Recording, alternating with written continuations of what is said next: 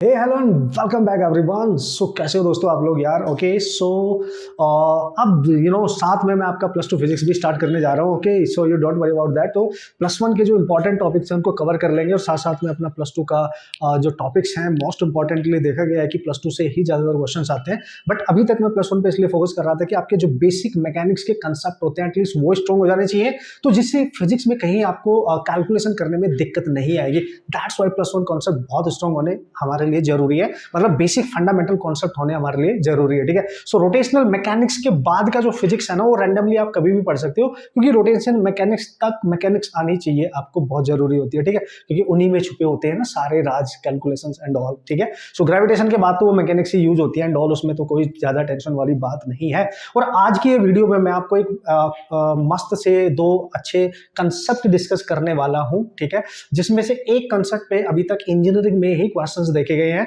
Medical में हमारे अभी तक क्वेश्चन उससे नहीं आए, बट हम डिस्कस करेंगे। और जो दूसरा कॉन्सेप्ट है उसमें दोनों एग्जाम में क्वेश्चन पूछा जाने का 100% चांस बना रहता है। सो दैट्स वाई उनको जल्दी से डिस्कस कर लेता हूँ। बहुत लेंथी वीडियो नहीं होने वाली है, बहुत अच्छी छोटी सी प्यारी सी वीडियो आपको मिल जाएगी और दोनों कॉन्सेप्ट आपके मस्त तरीके से मैं यहाँ पे करने वाला हूँ आज क्लियर। सो होप सो आप प्रैक्टिस कर रहे होंगे, क्वेश्चंस वगैरह भी आप सॉल्व कर रहे होंगे, जो कि जरूरी है, कर रहे होंगे, नहीं करना है। ठीक है बॉस, सपने जो आपने देखे हैं वो ऐसे ही पूरे नहीं होंगे। ठीक है, उनके लिए आपको बहुत फाइट करनी पड़ेगी, बहुत मेहनत करनी पड़ेगी और लगातार मेहनत करनी पड़ेगी, डेली मेहनत करनी पड़ेगी आपको। ठीक है, तो ये बहुत जरूरी है। तो मतलब ये आपको खुद समझ में आनी चाहिए, सारी चीजें आपके दिमाग में, आपको ये सारे पॉइंट्स एकदम सेट रखने हैं। ठीक है, सो यार सर बता तो दूं क्या पढ़ने जा रहे हैं। यस यस बता रहा हूं। ठीक है, तो सबसे पहले मैं बात करूंगा, आपने देखे होंगे रोटेशन में जो पुल्ली वाले क्वेश्चन होते हैं। ठीक है, एक पुल्ली है और उसके उस पे किसी स्ट्रिंग को हमने रैप कर रखा है इस तरीके से, राउंड उस पे करके रैप कर रखा है, तो एक मास लटका हुआ है, वो नीचे को जा रहा है, तो पुल्ली भी साथ में रोटेट करती है। या फिर स्ट्रिंग को हम फिक्स कर देते हैं और पुल्ली को हम फ्री रखते हैं, तो वो रोल करते हुए नीचे को आती है। तो ये सिचुएशंस आती हैं।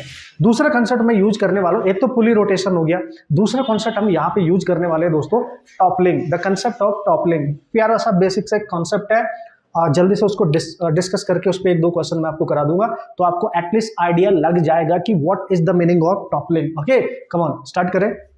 चलो, तो सबसे पहले मैं जो कॉन्सेप्ट यहाँ पे डिस्कस करने जा रहा हूँ गाइज, व्हाट इज दैट, तो मैं यहाँ पे डायरेक्ट लिखूंगा पुली रोटेशन। ठीक है, रोटेशन प्रॉब्लम्स की हम यहाँ डिस्कशन करने वाले हैं, यानी वो प्रॉब्लम जो पुल्ली के रोटेशन पे डिपेंड करती है। ठीक है, सो एक बहुत सारी डिफरेंट टाइप की कैटेगरी क्वेश्चन इस पे बनाए जा सकते हैं, बट मैं एक उस इंपॉर्टेंट कैटेगरी के डिस्कस यहाँ पे करने वाला हूँ आप लोगों के साथ, जिसपे क्वेश्चन ज्यादातर पूछे जाते हैं, पूछे जाते रहे हैं।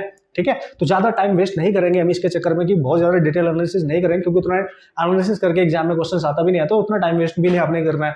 सो पूरी रोटेशन की हम बात कर रहे हैं गाइस। सो कैसा होगा सर, मतलब क्या, अब देखो ध्यान से, लेट्स सी, या तो डायग्राम ऐसे दे देगा, ठीक है, कि एक पुल्ली है और ये फिक्स्ड पुल्ली होगी, मतलब इसका जो सेंटर होगा, ठीक है, ये जो सेंटर होगा इस तरीके से एक पुल्ली होगी आपके पास, ठीक है, इस तरीके से, बट इस पॉइंट के अराउंड ये यहाँ रोटेट कर सकते हैं, ध्यान रखना। ठीक है, सो इस पुल्ली पे अब आपने क्या किया है बॉस, एक स्ट्रिंग लेंगे आप और वो स्ट्रिंग इस तरीके से आप वाउंड करेंगे, इस तरीके से रैप करेंगे और इसको वाउंड करने के बाद इसको स्ट्रिंग को नीचे लेके आएंगे। या तो वैसे भी ध्यान से समझना, मजा आ जाएगा, बेसिक सी मैकेनिक्स है, इसमें कोई टेंशन वाली बात नहीं है बॉस। ठीक है, और इस वाले एंड पे, स्ट्रिंग के इस वाले एंड पे कोई मास हैंग करा देंगे। ठीक है सर, इट्स ओके। सो ये मास हमने हैंग करा दिया, that is mass m। Okay, या तो वो दे देगा कि इस तरीके का सिचुएशन, आप इमेजिन करो, देखो इस चीज को आप थोड़ा सा रिलेट करो अपने दिमाग में। कैसे सर, जब ये मास नीचे को जाएगा, मूव करेगा किसी एक्सेलरेशन के साथ, तो चूंकि इस पे आपने ये जो स्ट्रिंग है, ये जो थ्रेड है, आप इसको थ्रेड मान सकते हो, आप इसको स्ट्रिंग मान सकते हो, नो प्रॉब्लम। ठीक है, आपने इसको लपेटा हुआ है इसके ऊपर, इसके ऊपर रैपिंग इसकी अच्छे से वाउंड किया हुआ है आपने, तो जैसे जैसे नीचे जाएगा तो ये जो थ्रेड है ये ओपन होता जाएगा और ये नीचे जाता जाएगा, और ये इसके अबाउट ये पुल्ली जो होगी ये घूमना स्टार्ट करेगी।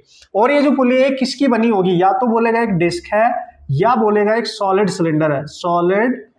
ठीक है बॉस, सिलेंडर है, ऐसे भी बोल सकता है, ठीक है। तो ये वो चीज बता रहा हूँ जो वो कंपटीशन वाला दिमाग में लेके चलता है और किस तरीके से क्वेश्चन को डिजाइन करता है, ठीक है। तो आपको मैं मतलब सब कुछ जब आप क्वेश्चन पढ़ोगे तो तुरंत दिमाग में आ जाएगा पढ़ते ही, अच्छा सर ये तो वो वाली सिचुएशन है। यस डेफिनेटली, पहले कंसेप्ट बताऊंगा फिर अपना फंडा बताऊंगा, डोंट वरी अबाउट दैट, जिससे आप क्वेश्चन को बहुत जल्दी फोड़ सकते हो देख के, पढ़ के एंड ऑल। अगर उसने डायग्राम दिया तो हो सकता है इस तरीके का डायग्राम दे देगा, ठीक है। आप देख सकते हो जैसे ये इसकी बात कर रहा हूं मैं, इसको मैं ऐसे दिखाऊं तो आपको बस ये फेस दिखाई देगा। मैं यहाँ पे एक इस तरीके से समझो, देखो आप इस तरीके से समझो, 1 मिनट मैं आपको दिखाता हूं। तो एक मिनट, ठीक है। तो इस तरीके से समझो, सपोज करो ये मैंने एक थ्रेड लिया इस तरीके से, ठीक है, ऐसे ले लिया। तो आपको तो ये वाला देखो सिलेंडर ही है ना, एक तरीके से आपको ये डिस्क दिखाई देगा, इसका जो फ्रंट का जो फेस है वही दिखाई देगा।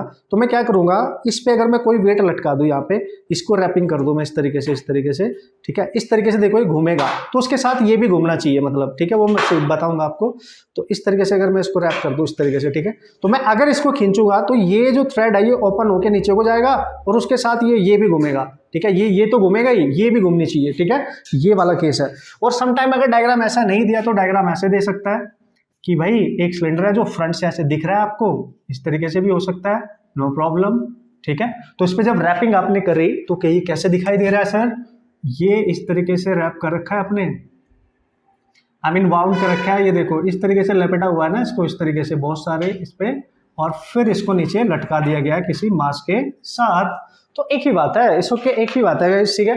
तो जब ये नीचे को जाएगा किसी ने एक्सेलरेशन के साथ, तो अब ये जो पुल्ली है ये इसके साथ रोटेट होनी चाहिए, तो ये इस सेंटर के अबाउट प्योर रोटेशन में इस तरीके से घूमेगी, ठीक है। या सॉलिड सिलेंडर होगा इस तरीके से घूमेगी, ठीक है। तो इस तरीके से आपने इसको इमेजिन करना है। समटाइम ऐसा केस आ सकता है, तो ऐसे मान लो या ऐसे मान लो, ठीक है। अब एक केस स्पेसिफिकली ऐसे भी हो सकता है बॉस कि उसने थ्रेड को यहाँ फिक्स किया और उसको रैप तो किया है किसी डिस्क या सिलेंडर के ऊपर ऐसे, ठीक है, बहुत सारी रैपिंग करके, ऐसे बहुत सारी रैपिंग करके, और यहाँ पे जाके इसको फिक्स किया है। तो ये जो अब डिस्क है यहाँ पे इस समय, या जो सॉलिड सिलेंडर है, जब ये ओपन होगा तो धीरे धीरे ऐसे रोल करके नीचे आएगा ये, ठीक है। तो इस केस ये भी केस हो सकता है। तो इसका जो वेट है वो यहाँ पे कहीं एक्ट कर रहा होगा, mg, ठीक है। ये स्ट्रिंग है तो उसमें टेंशन तो होगा ही ना। मैं बता रहा हूँ कि किस किस तरीके से वो सिचुएशन डिजाइन कर सकता है और उसके साथ आपने क्या करना है, क्वेश्चन आप कैसे बना के आएंगे, ठीक है। अब इन सब में से मैं ये वाली सिचुएशन लूंगा, या फिर ये वाली ले लो, या फिर ये वाली ले लो, आपकी मर्जी है ना, आपकी मर्जी है, ठीक है।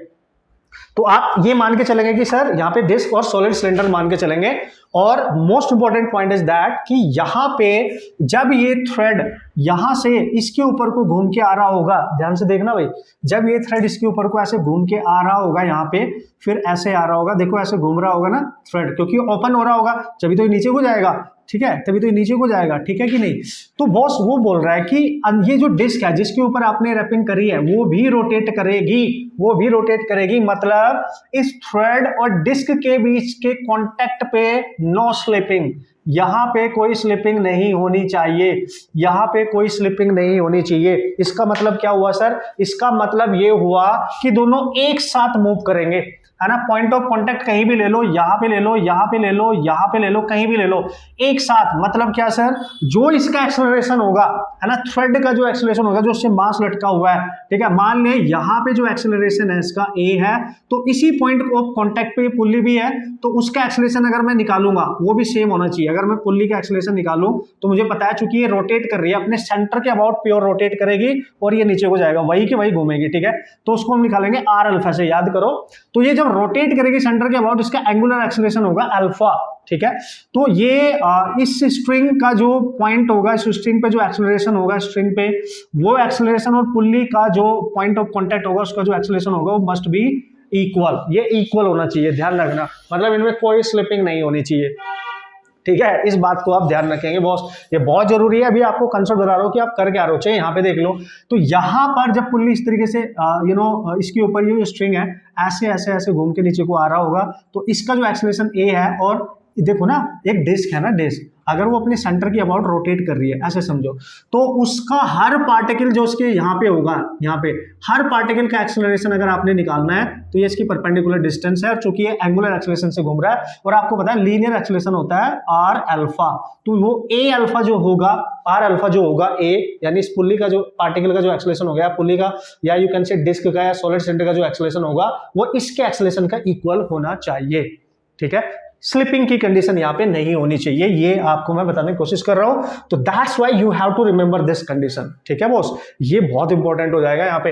अगर इन पे स्लिपिंग होने लगी तो फिर दोनों का एक्सेलरेशन अलग अलग हो जाएगा, फिर वहां पे पंगा हो जाएगा, ठीक है बॉस। तो ये पहली कंडीशन है कि सर ये पहले मैंने दिमाग में रखना है, ठीक है, ये मैंने दिमाग में रखना है, समझ गए आप, ठीक है। ओके ओके सर, अब क्या करेंगे, अब करेंगे कैसे सर, मतलब सर हमने तो इस पे एक थ्रेड को इसको ऐसे लपेट के इसको नीचे को मास से हैंग कराया है। जब ये मास अपने वेट की वजह से नीचे को जाएगा तो मास नीचे जा रहा है, उसकी वजह से पुल्ली कैसे मूव कर गई, पुल्ली कैसे रोटेट कर गई अपने सेंटर के अबाउट, ये तो समझने वाली बात है। देखो ऐसे, तो हम तो ऐसे देखो ये मूव करेगा ऐसे, ठीक है, ऐसे ऐसे ऐसे, तो ये क्यों मूव करेगा, क्योंकि इस पे कहीं ना कहीं एक टॉर्क लग रहा होगा, ठीक है। जब आपने थ्रेड को इसके ऊपर लपेट के रखा है और वो नीचे जाएगा वेट की वजह से, तो ये रोटेट करेगी, ये रोटेट कर रही है, रोटेट कर रही है, ठीक है। और जब ये ओपन होगा तो ये टॉर्क की वजह से, क्योंकि यहां पे टेंशन ऊपर को जाएगा, तो टेंशन अगर इस पॉइंट पे एक्ट कर रहा है, इसके सेंटर से परपेंडिकुलर डिस्टेंस की रेडियस होगी, तो ये टॉर्क फोर्स का काम कर रहा है और ये इसकी परपेंडिकुलर डिस्टेंस, तो टॉर्क लगेगा। देखो ये वाला जो टी है टेंशन, तो इस ऐसे ऐसे ही रोल करके नीचे को आएगा, ठीक है। वैसे ही यहाँ पे भी होगा, वही बताने जा रहा हूँ। तो पहले इसकी मेन मैकेनिक्स बताऊंगा, उसके बाद अपना फंडा डायरेक्ट डालूंगा, अगर सर क्वेश्चन आया तो आप कैसे सॉल्व करके आएंगे। Okay cool. तो डायग्राम आई थिंक आपका क्लियर है कि मैं यहाँ पे क्या करने वाला हूँ और हम यहाँ पे क्या करने। थोड़ी सी एनिमेटेड वीडियो आप देख सकते हैं यूट्यूब पे जाके, कहीं भी आप डालना पुल्ली से रिलेटेड, तो वो उसमें एनिमेशन में भी मैं बता रहा हूँ, मैं आपको कंसेप्ट बता रहा हूँ यहाँ पे कि आप यूज क्या करोगे और हम करने क्या जा रहे हैं बेसिकली, ठीक है। ओके ओके ओके, तो कंसेप्ट मैं यहीं पे बताऊंगा, इसी की हेल्प से बताऊंगा, ठीक है। ओके, तो कैसे, ऐसे देख लो। तो अभी इसे हटा देता हूँ, होप सो आप समझ गए होंगे कि क्या कहानी है, ठीक है। तो ये था आपका स्ट्रिंग, ठीक है सर। ये ना मैंने सेम कलर ले लेता हूँ यार, ठीक है, सेम कलर, ठीक है। तो ये थ्रेड है आपका, ठीक है, या स्ट्रिंग मान लो, ठीक है ना। तो देखो यहां पे टेंशन होगा, आप ये तो आप सबको पता ही है, पॉइंट ऑफ कांटेक्ट पे tension away from the body, और इस पुल्ली के लिए चूंकि यहाँ पे स्ट्रिंग इसको यहाँ पे टच कर रहा है, तो उसके लिए टेंशन होगा डाउन, होगा कि नहीं, ठीक है। तो अगर मैं इसका एफबीडी बनाऊं, पुल्ली का एफबीडी बनाऊं, तो देखो इसके इस पॉइंट पर, यहां पर ये इसका सेंटर है, यहां से यहां तक की डिस्टेंस इसकी रेडियस होगी, इसका पुल्ली का कुछ मास मान लो m, और इसकी जो रेडियस है वो r, और इस पे टेंशन नीचे को एक्ट कर रहा है t। तो ये अपने सेंटर के अबाउट किसी अल्फा एंगुलर एक्सेलरेशन ओमेगा के साथ क्यों रोटेट करने लगती है पुल्ली वहां पर, ठीक है, वो प्योर रोटेशन में क्यों आ जाती है, ध्यान से देखो, क्योंकि इस पॉइंट पे टेंशन जो है, जब ये मास नीचे को जाएगा तो टेंशन इस पे इसको नीचे को एक्ट कर रहा है। तो देखो टॉर्क का क्या फॉर्मूला होता था, टॉर्क होता था फोर्स इनटू परपेंडिकुलर डिस्टेंस। अब भाई किसी चीज को रोटेट कराने के लिए तो टॉर्क चाहिए ना, तो देखो यहाँ पे टी नीचे को है, इनटू परपेंडिकुलर डिस्टेंस r है। अब देखते हैं इसका सेंस ऑफ रोटेशन कैसा आएगा, क्लॉकवाइज या एंटी क्लॉकवाइज, उसके लिए तरीका बताया था मैंने आपको। जिधर को टॉर्क आई मीन फोर्स लग रहा है, फोर्स की हेड डाउन है, पॉइंट ये है जिसके बाद घूम रहा है, तो इधर को घुमाने की कोशिश करो, देखो तो कैसे घुमा देगा इसको, क्लॉकवाइज ऐसे ऐसे घूमने स्टार्ट हो जाएगी, ठीक है। सो इसका जो टॉर्क है नीचे से पकड़ के ऐसे घुमा के देखो, ठीक है, क्लॉकवाइज, समझ गए होंगे। तो यहाँ पे ये क्लॉकवाइज टॉर्क आपको मिल जाएगा, मतलब इस पुली को रोटेट कराने वाला टॉर्क किसने दिया, टेंशन इन द स्ट्रिंग, जो आपने उसके ऊपर लपेटा हुआ है, समझ गए लॉजिक, ठीक है।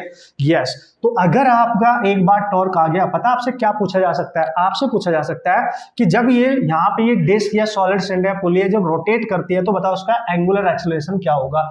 या चूंकि ये तो प्योर रोटेट कर रही है, तो ये जो मास है जब ये नीचे जा रहा होगा उसका लीनियर एक्सेलरेशन क्या होगा, ये क्वेश्चन आ सकता है।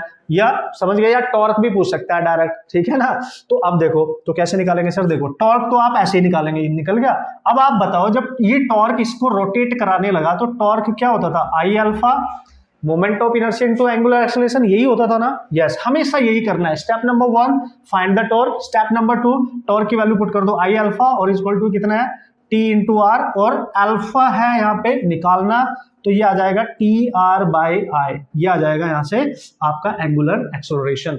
अब बोलोगे सर मोमेंट ऑफ इनर्शिया कैसे निकाले, यार सबको पता है यार, इसके सेंटर ऑफ मास से पास होने वाली एक्सिस के अबाउट ये डिस्क या सॉलिड सिलेंडर ऐसे घूम रहा होगा, तो चूंकि ये डिस्क माना है, सॉलिड सिलेंडर माना है, इसका मोमेंट ऑफ इनर्शिया हमेशा क्या होगा इस एक्सिस के अबाउट, हमेशा होगा mr²/2। तो आप लिख भी सकते हो यहाँ पे tr/mr²/2, यानी ये बन जाएगा 2t, एक r कैंसिल हो जाएगा, तो ये आ जाएगा m into r. So this is your alpha. तो एक क्वेश्चन भी मान लो, कंसेप्ट भी मान लो, आपकी मर्जी है, ठीक है। सो 2t/mr, ये अल्फा की वैल्यू आई है बॉस, क्लियर है।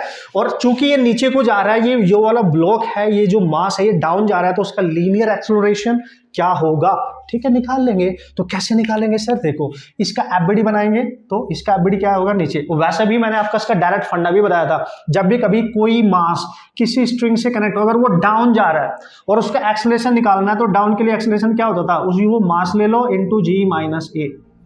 यही तो बताया था यार, क्या बात कर रहे हो। अब ए जी माइनस ए, सॉरी ये टेंशन था, टेंशन। अगर टेंशन निकालना हो तो ये है, ठीक है, टेंशन निकालना हो अगर स्ट्रिंग में तो ये है। उससे पहले अगर भाई टेंशन निकालना है तो भाई ये वाला फंडा यूज करना पड़ेगा। उससे पहले आपको एक्सेलरेशन चाहिए सर, क्योंकि हमने एक्सेलरेशन भी तो निकालना है, ए भी तो निकालना है। Yes sir. तो भाई एक्सेलरेशन निकालने के लिए क्या करोगे, देखो इसका एफबीडी बनाना पड़ेगा आपको। तो टी तो यहां से आ जाएगा, ठीक है, टी यहां से आ जाएगा, ठीक है। तो अब आपने क्या करना है, ए निकालने के लिए, तो इसका इसी तरीके से देख लो, ये आ गया टी एम जी माइनस ए, तो ये टी यहां से निकाल लो, ठीक है। तो टी आ रहा है एम आर अल्फा बाई 2, तो यहां पे पुट करोगे टी, तो वो आएगा M R alpha by 2 is equal to M into G minus A. और अगर किसी को ये नहीं पता चला मैंने डायरेक्ट फॉर्मूला कैसे लिख दिया है, तो यार एफबीडी बना लेना इसका। कैसे, देखो डाउन जा रहा है तो वेट इसका डाउन होगा, वेट देख लो, और ऊपर को टेंशन है minus T, Newton law, F is equal to M में net force is equal to क्या होता है, एम में इसका मास है एम इंटू एक्सेलरेशन ए। तो यहीं से तो लिखा है मैंने, ये और ये सेम थिंग है, ठीक है। फिर मैंने टी को रिप्लेस कर दिया यहां से, तो अल्फा एंगुलर एक्सेलरेशन है। और अभी अभी मैंने आपको बताया था अल्फा को निकालने का तरीका क्या है।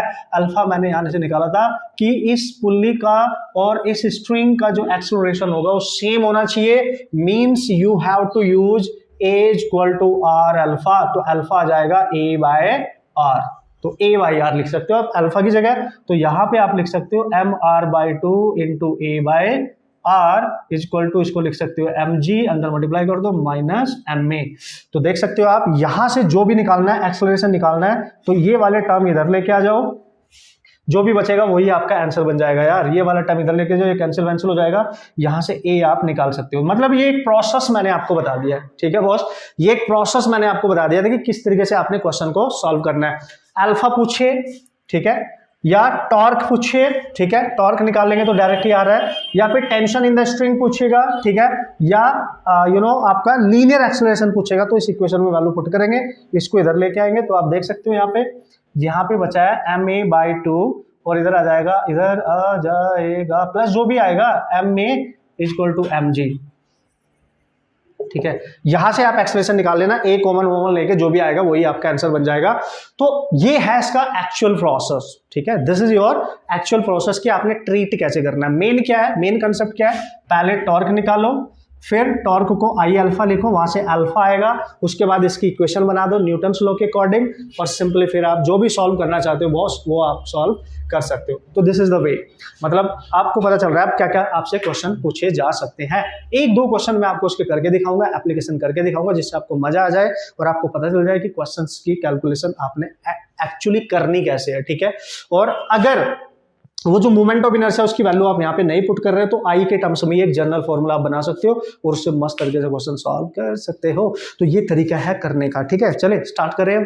तो ये कंसेप्ट था जो आपने समझना है, ठीक है। अब इस पे दो क्वेश्चंस मैं कराऊंगा जिससे आपका फंडा हो जाएगा एकदम क्लियर। ओके गाइस, सो जल्दी से मैं अपना कंसेप्ट भी बता देता हूँ कि किस तरीके से आप अप्रोच कर सकते हो। मान लीजिए सिचुएशन आ गई, ठीक है, और आपसे एक्सेलरेशन पूछा है, केवल लीनियर एक्सेलरेशन, नॉट एंगुलर। वो तो मैंने आपको बता दिया कैसे करेंगे। एंगुलर के लिए आप टॉर्क वगैरह निकाल लेंगे, यहाँ से टॉर्क निकाल लेंगे, और टॉर्क क्या होता है, ये वाला जो फोर्स एक्ट कर रहा था टी और इसकी परपेंडिकुलर डिस्टेंस थी इसकी रेडियस, तो t into r equal to i alpha, यहाँ से अल्फा जाएगा, ठीक है, नो प्रॉब्लम। लेकिन अगर आपसे इसका लीनियर एक्सेलरेशन पूछे, ये बॉडी नीचे को ऐसे नीचे को जा रही है, नीचे को जा रही है, ये वाला मास नीचे को जा रहा है, तो इसका एक्सेलरेशन आप डायरेक्ट इसका रिजल्ट यूज करेंगे g/1 + k² r²। Most important है, इस बात का आप ख्याल रखेंगे जब भी पुल्ली वाले केस आएंगे रोटेशन में, तो हमेशा एक्सेलरेशन डायरेक्ट आप इससे भी कैलकुलेट कर सकते हो, इस फंडे के थ्रू जा सकते हो।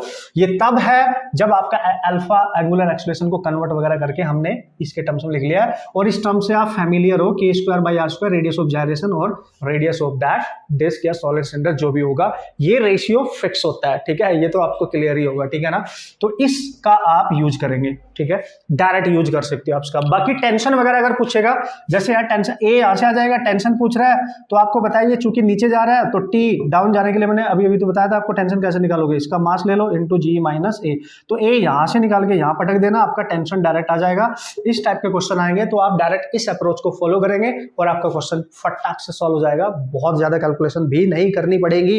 2 क्वेश्चन मैं आपको कराऊंगा जिससे आपके फंड हो जाएंगे एकदम क्लियर। तो गाइस सो जल्दी से क्वेश्चन डिस्कस कर लेते हैं, 1-2 क्वेश्चन मैं आपको करा देता हूं जिससे कि आपको एटलीस्ट इसका एप्लीकेशन करना आ जाए कि क्वेश्चन को किस तरीके से सॉल्व करना होता है। Cool, okay let's see. तो क्वेश्चन देख लो, आप जल्दी से पढ़ लो क्वेश्चन में क्या दे रखा है और मैं जल्दी से बना लेता हूँ। क्वेश्चन को पढ़ के आपने सारा डेटा नोट करके लिख लेना है। क्वेश्चन में बोला गया कि एक सॉलिड सिलेंडर है और उसका मास वगैरह आपको गिवन है बॉस, ठीक है ना। सॉलिड सिलेंडर का मास है 50 kg, रेडियस है उसकी 0.5 मीटर। ओके मान लिया मैंने, ऐसे मान लिया क्योंकि फ्रंट व्यू से आपको सिलेंडर ऐसे दिखाई देगा, ठीक है। तो अगर आप इस पे वाउंड कर रहे हो किसी थ्रेड को, किसी स्ट्रिंग को, ठीक है, इस तरीके से अगर वाउंड कर रहे हो तो इस पे इस तरीके से उसने बोला स्ट्रिंग का एक एंड इस सिलेंडर के साथ टच में होगा, इसको अटैच करके एक फ्रीली होगा, मतलब ये नीचे को उसको खींचा जा रहा होगा, ठीक है। तो यहाँ पे टेंशन होगा स्ट्रिंग में इस तरीके से और ये सिलेंडर इसके अबाउट घूम रहा होगा अल्फा से, ये इसकी डिस्टेंस होगी r जो इसकी रेडियस के इक्वल होगी। सिलेंडर का मास दे रखा है m, रेडियस दे रखी है r। तो आपसे पूछा गया है दोस्तों इसमें क्वेश्चन में, अगर आप ध्यान से पढ़ेंगे, tension in the string required to produce an acceleration, angular acceleration of 2 revolution per second square. ध्यान देना, अल्फा दे रखा है 2 रेवोल्यूशंस पर सेकंड स्क्वायर, मतलब रोटेशंस दे रखी हैं उसके, है ना। Alpha radian per second square होती है अल्फा की unit, radian per second square होती है अल्फा की यूनिट, तो हमें रेडियन में कन्वर्ट करना पड़ेगा। तो ये तो 2 रेवोल्यूशन है, मतलब ये 2 बार चक्कर काट लेता है, ठीक है, 2 टाइम्स, है ना।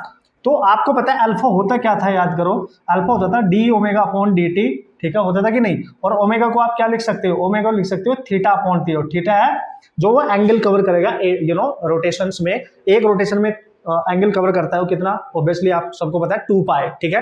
तो आप यहां से क्लियरली दे सकते हैं, जब यहां पुट करूंगा मैं अल्फा को मैं लिख सकता हूं, ठीक है, अल्फा को मैं लिख सकता हूं थीटा और नीचे टी पहले से ही आपके पास। तो अगर मैं इसकी यूनिट चेक करूं यहां से तो ओमेगा रेडियन पर सेकंड है, ठीक है, रेडियन पर सेकंड और ये पर सेकंड है, ठीक है, इस तरीके से। तो रेडियन पर सेकंड स्क्वायर हो जाएगा, इसका मतलब ये यहां से आई है ना निकल के, ठीक है, ये यहां से आई होगी निकल के। तो हम थीटा के टर्म्स में इसको कन्वर्ट करके अपनी वैल्यू को पहले कन्वर्ट करेंगे, क्योंकि यहाँ पे यही चीज गलत कर सकते हो आप। अल्फा के 2 रेवोल्यूशंस दे रखे हैं, अल्फा जो एंगुलर एक्सेलरेशन है, तो 2 चक्कर उसके दे रखे हैं, 2 रेवोल्यूशन 2 रोटेशन दे रखे हैं उसमें। एक रोटेशन में वो कितना एंगल कवर करेगा, 2 पाई, ठीक है। अगर पर सेकंड स्क्वायर निकालना तो अल्फा हमारा क्या होना चाहिए, 2 रोटेशन है, 2 इंटू 2 पाई, तो theta by T T T square होना चाहिए, यानी पर सेकंड स्क्वायर। तो अल्फा आएगा 4 पाई पर सेकंड स्क्वायर, ये होगा एक्चुअल में, ठीक है, सॉरी अब ये रेडियन बन जाएगा, रेडियन पर सेकंड स्क्वायर, ठीक है, 4 पाई। बस ये ध्यान रखना है आपने, 2 पाई से यहाँ पे 2 रोटेशन दे रखे हैं, एक रोटेशन में वो एंगल कवर करेगा 2 पाई, तो टोटल जो एक्सेलरेशन आएगा अब आएगा 4 pi radian per second square, समझ रहा, ठीक है। तो अल्फा ये आएगा, ठीक है सर, टी निकालना है, टॉर्क ही निकालना है ना आपने, ठीक है। What is the tension, not torque, what is the tension in the string, तो नो प्रॉब्लम एट ऑल, निकाल लेंगे। तो भाई देखो यहाँ के इसके नीचे कोई मास नहीं है जो लीनियरली नीचे को जा रहा होगा, तो आप एक्चुअल कंसेप्ट पे जाएंगे।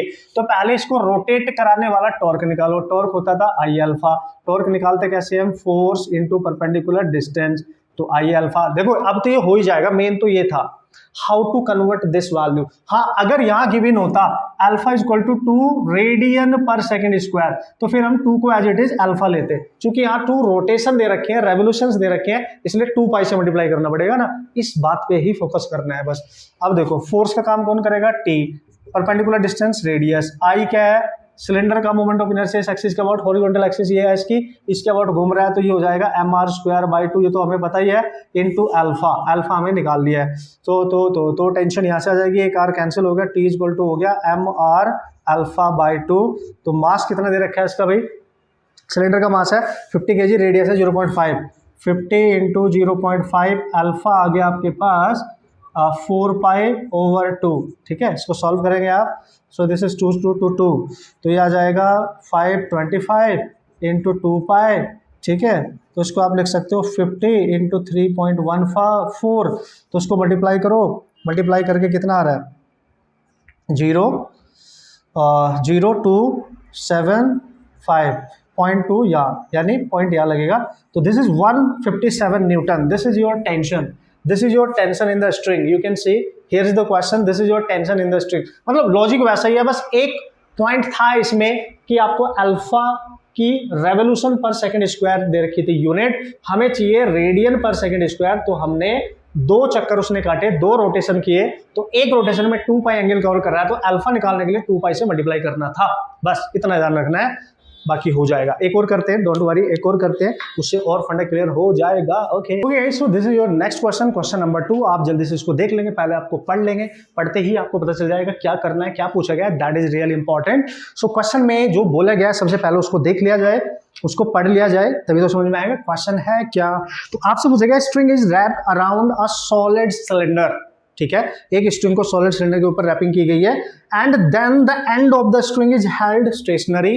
Okay, while the cylinder is released from the rest, then find the acceleration of cylinder and the tension in the string, and the tension in the string. So this is the situation actually, this is the situation। आप ध्यान से देखेंगे, यहाँ पे wrapping करके इसका एक and यहाँ फिक्स कर दिया गया है, और जब इसको हम रिलीज करेंगे, मैंने आपको बताया था ये ऐसे ऐसे करके नीचे आएगा, तो बताओ इसका एक्सेलरेशन क्या होगा और इसमें टेंशन कितना होगा। तो यार जब ये नीचे को आ रहा होगा घूम घूम के, ठीक है, तो अगर लीनियर एक्सेलरेशन पूछा तो मैंने डायरेक्ट बताया था आपको, एक्सेलरेशन के लिए आप डायरेक्ट फंडा यूज कर सकते हैं, g/1 + k² r², सिंपल, ठीक है। तो एक्सेलरेशन आ जाएगा g/1 + k² r², solid cylinder है ये, और ये वैल्यू होती है डिस्क के इक्वल, यानी 1/2। सो दिस इज 1/2 यानी 2g/3। देखो डायरेक्ट ही आ गया, इक्वेशन बनाने की जरूरत नहीं पड़ेगी, टॉर्क वगैरह निकालने की यहाँ पे जरूरत नहीं पड़ेगी, क्योंकि हमें डायरेक्ट ही पता है कि भाई यही सिचुएशन है, तो डायरेक्ट यूज कर सकते हैं ना। और अगर आपने निकालना है टेंशन इन द स्ट्रिंग, सो मैंने बताया था आपको, चूंकि सिलेंडर डाउन जा रहा है और टेंशन अप है, तो T you can write directly, इसका मास ले लो into G-A। So we can write mass कितने है सर, मास कितने है सर, मास दिया है नहीं, इसी के टर्म्स में निकालना है, ठीक है। तो ये m आ जाएगा g, और a आप निकाल सकते हो 2g/3। So this is 3 - g, that is mg/3। भाई इतना ही आना चाहिए, देखो इतना न्यूटन, mg/3, ठीक है, क्योंकि 3g मतलब 2g मतलब g बचेगा केवल, तो mg/3 होना चाहिए। सो आ गया, इजी है, मतलब इजीली आपने इसको कैलकुलेट कर लिया, वरना इसमें एक लेंथी सी कैलकुलेशन हमें करनी पड़ सकती थी, बट अगर आप रिकॉग्नाइज कर लेंगे सिचुएशन को, तो आराम से फिर क्वेश्चंस बनाए जा सकते हैं, आप क्वेश्चंस को सॉल्व कर सकते हैं। तो ये थे कुछ क्वेश्चंस दोस्तों, जो मैंने इस कंसेप्ट पे, छोटा सा कंसेप्ट था, बीच में मैंने जब रोटेशन हम पढ़ रहे थे वहां पे टॉर्क में हम इसको डिस्कस करने चाहिए तो वहां पे ध्यान नहीं रहा, तो अभी हमने इसको डिस्कस कर लिया। अब नेक्स्ट कंसेप्ट जो है वो है टॉपलिंग, ठीक है। अब हम टॉपलिंग की बात करेंगे, बस इतना ही टाइम उसमें लगने वाला है, इससे ज्यादा टाइम नहीं लगेगा, आराम से उसके 1-2 क्वेश्चन भी, उसमें भी 2-2 क्वेश्चन एटलीस्ट हम सॉल्व करेंगे, तो फंडा हमारा हो जाएगा क्लियर। ओके, सो बात करेंगे हम टॉपलिंग के कंसेप्ट की, क्योंकि 2 कंसेप्ट मैंने आपको बोले थे, दोनों में डिस्कस करूंगा, और इस पर्टिकुलर वीडियो में आपको सारे कंसेप्ट अब इस पर्टिकुलर पूरे चैप्टर के हमने कहीं ना कहीं कवर कर लिए हैं। तो टॉपलिंग होता क्या है जल्दी से मैं बता देता हूँ, पहले में कुछ एक जो टॉपलिंग की सिचुएशन होती है उसको करके देखेंगे, है ना। हर सिचुएशन जो हमारे लिए इंपॉर्टेंट है, कि अगर कोई क्वेश्चन आता है तो आप किस तरीके से उसको इजीली अप्रोच कर सकते हो, इजीली हैंडल कर सकते हो, तो पहले करके देखते हैं, फिर यहाँ पे समझाऊंगा। उससे पहले एक चीज मैं आपको बता दूं कि जो टॉपलिंग है इसका मीनिंग क्या है, ठीक है ना, इसका मीनिंग क्या है। अच्छा मीनिंग चलो इस ओके हम उसको समझ ही लेंगे, बट हिंदी में नाम लिखते हैं हम। टॉपलिंग का मतलब होता है दोस्तों लुढ़क जाना, है ना, किसी पॉइंट के अबाउट लीन होके लुढ़क जाना या उलट जाना, ऐसे समझना। तो इसको हम हिंदी में बोल सकते हैं लुढ़कना, ठीक है। लुढ़कना कैसे लिखेंगे, लुढ़कना, लुढ़कना नहीं लुढ़कना, तो हिंदी में लिखते हैं इसको लुढ़कना, ठीक है। तो शायद ऐसे होना चाहिए, लुढ़कना, ऐसे ही होना चाहिए वो, ठीक है। मतलब किसी पॉइंट के अबाउट वो जो बॉडी होएगी उसके टॉपलिंग का मीनिंग होता है वो, अगर वो उस पे हम कोई फोर्स अप्लाई करते हैं तो वो किसी पॉइंट के अबाउट एक रोटेट करती है और उसकी वजह से वो लुढ़क जाती है, ठीक है। तो उस चीज को हमने समझना है बेसिकली, ये लुढ़कना होता क्या है या उलटना होता क्या है, ठीक है। तभी आपको समझ में आएगा टॉपलिंग एक्चुअल में है क्या। तो इसको पढ़ने से पहले, इसकी फिजिक्स को पढ़ने से पहले, इसमें कैलकुलेशन करने से पहले आप इसको फील करो पहले ये है क्या, तभी मजा आएगा ना। लाइक टॉपलिंग का एक ऐसा कंसेप्ट है, ये आपको पहले सीखना चाहिए कि ये चल क्या रहा है, ये हो क्या रहा है। So let's see, have a look. मैं एक एक्सपेरिमेंटल सेटअप यहाँ पे हम करके देखते हैं, मतलब जस्ट एक करके देखते हैं कि कोई भी बॉडी जो होती है वो किस तरीके से लुढ़कती है, मतलब उसमें जो टॉपलिंग होती है वो किस तरीके से हो सकती है और उसकी क्या पॉसिबिलिटी है और उसकी क्या कंडीशंस है।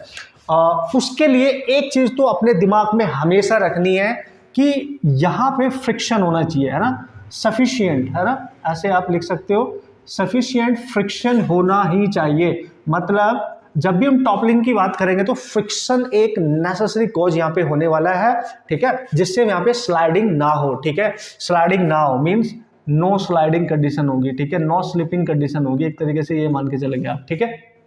तो मतलब ये पहले ही ध्यान रखना है कि जब भी टॉपलिंग की बात करेंगे तो सफिशिएंट फ्रिक्शन की प्रेजेंस की वजह से ही ये पॉसिबल हो पाती है, ये आपने ध्यान रखना है। अब इसमें फ्रिक्शन का रोल क्या है, वो क्या कर रहा है क्या नहीं कर रहा है, वो उसको स्लाइड होने से बचाएगा। तो जब स्लाइड नहीं करेगी बॉडी तो वो लुढ़केगी, मतलब रोटेट करने के बाद गिर जाएगी, ठीक है।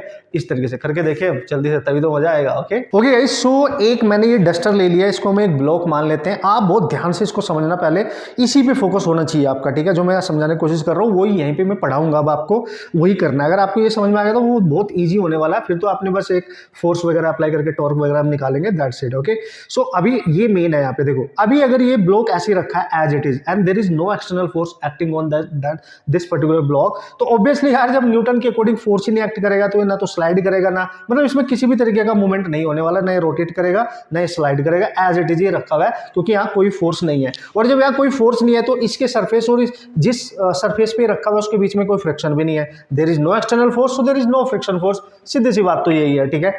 अब कंडीशन ये क्या कहने की कोशिश कर रहा है, क्योंकि ये डब्बा इक्विलिब्रियम पे है, रेस्ट पे है, मतलब इसका जो वेट होगा, इसके सेंटर पे जो भी वेट होगा यहाँ पे वो डाउन आर्ट करेगा, और चूंकि इसका सरफेस इस वाले सरफेस पे रखा है तो इसके ऊपर एक नॉर्मल रिएक्शन इसके सरफेस पे ऊपर को एक्ट कर जाएगा।